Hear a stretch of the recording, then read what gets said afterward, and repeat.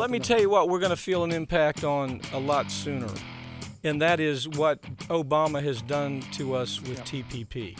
Yep. Now it's passed the Senate, it's passed the House. It is like we have released a Frankenstein monster. Nobody believes that. I don't think you're affected by it. I'm not affected by it, I guess, day to day, except here's how I am affected. You know, the manufacturing jobs are getting ready to leave the country.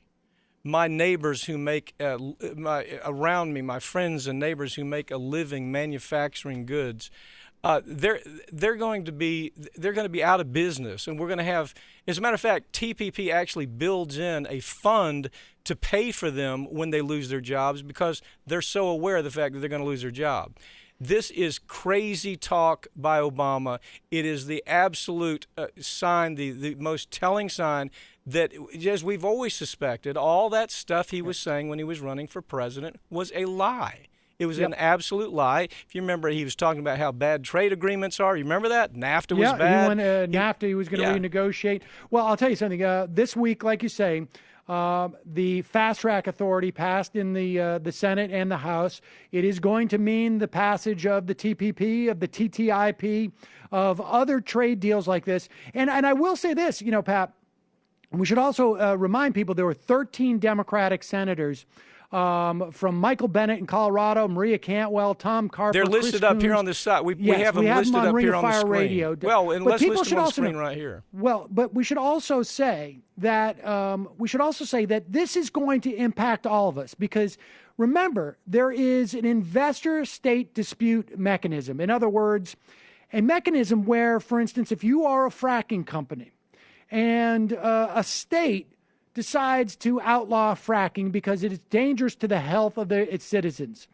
Well, you as a fracking company can come in front of an industry-picked board of 3 industry lawyers and make the charge that you are subject to loss of potential profits, of profits that you anticipated making by fracking in that state. The state may have to turn around and actually pay that fracking company whatever that fracking company argues they have lost. Now, if you are a bordering state, are you going to follow the will of your people and say, we're going to outlaw or ban fracking, knowing that it could end up costing your state the taxpayers could have to pay. Exactly. I mean, so this is going to impact not just those people who are going to lose their jobs. And you're right about the trade adjustment assistance. If we end up actually seeing that, has been anemic in the past. It's going to be anemic this time. Let me tell you something. I hope Democrats are punished. These Democrats that voted for this, I hope they're punished at the polls. I hope that Obama's legacy is punished as it should be. He knew exactly what he was doing. He lied to us when he was running for president. He lied to us about the fact that he had a position on trade that was different from Clinton's, and Hillary Clinton is just an extension of that. He lied to us about his attitude about Wall Street, how he was going to take on Wall Street. And this, to me, is the culmination. This is it. Yeah. This is that thing you look at and say, here is the character of this character, Obama, that we elected president twice, because he's a pretty good liar. He's able to pull it off pretty well. And, Pap, the thing to keep in mind here, too, is not only is this contrary to his stated positions, but he worked this harder than anything else we have seen him work in his, it seems to me, in his 7 years in office. I mean, he was lobbying on Democratic senators, on Democratic House representatives, harder than anything else we have seen, I think, bar none. Yeah, bar none. You know how hard both of us worked to get him elected. I had to endure Fox News as the only liberal that would go on there and talk about Obama for the entire election almost.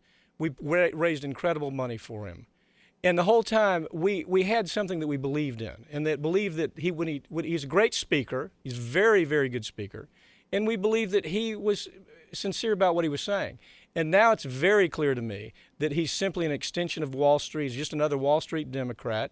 He's almost looking for that position after he leaves the presidency. He's going to be well taken care of because this pharmaceutical industry, insurance industry, the drilling industry, they all love this guy now.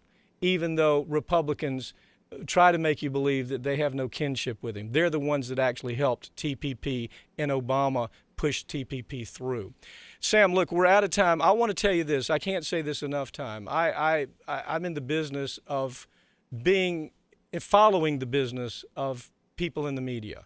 And I've watched your career for so many years. You won virtually every important award where it comes to what you do on your internet news program. It is honestly the best quality. Every year it gets better and better. I think the Majority Report is something that everybody watching this show right now should take some time and take a look at. Sam Seder is just huge where it comes to progressive politics. And I'm proud to have you on the show, man. Thanks, Pat. Very happy to be here. All right, take care. Ring of Fire is always on.